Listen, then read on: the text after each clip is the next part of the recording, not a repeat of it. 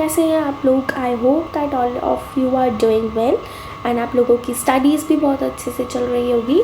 जैसे कि हमें पता है कि सिर्फ 2 मंथ्स बचे हैं फेबररी आने में, और almost in every CBSE schools February end या March start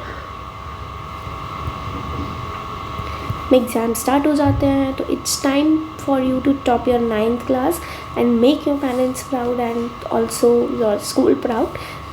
So what can you do for that? I will be telling that. I hope that आप लोगों का syllabus एक बार का ख़त्म हो चुका है. If not, then not to worry. I will be providing some hot videos on my YouTube channel. Hot videos means all chapters I will be explaining in hardly 30 minutes or in 1 hour, so that you can revise through my videos and also आपको ज़्यादा time ना लगे revision करने में, इसलिए. तो talking about strategy, what should be your strategy is read your NCERT thoroughly once or twice. I would say that at least you should read your NCERT 2 to 3 times, okay, and then revise all your chapters nicely. Revision करने का एक तरीका होता है कि आप एक paper उठाइए, पेपर और पेन लीजिए, बैठिए उसको लेके, and whatever topic you want to revise write on the paper stop. For example, if you want to revise president, that is a topic in your syllabus. तो president के बारे में आपको जो जो चीज़ें याद आ रही है, you right on that paper that president is a head of state. State means your union, union means centre, and also he is the executive head.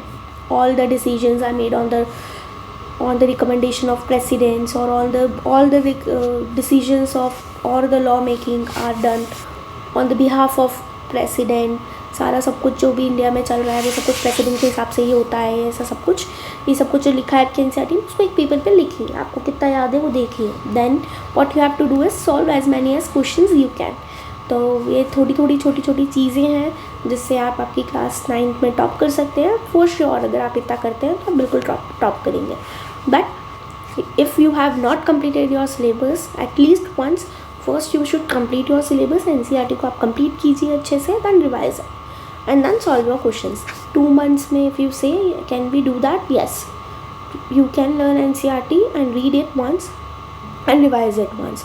But if you are saying that कि हमें NCERT के अलावा कोई और book पढ़नी चाहिए, if you have gone through some of your reference like Estran, Exemplar and all, तो you can revise it. But अगर आपने आज तक अभी तक नहीं पढ़ी है, then I would suggest then don't go for it. Only read your NCERT and revise it so that आप ज़्यादा से ज़्यादा रिविजन कर सकें. एस्ट्रान इज़ अ बल्कि बुक.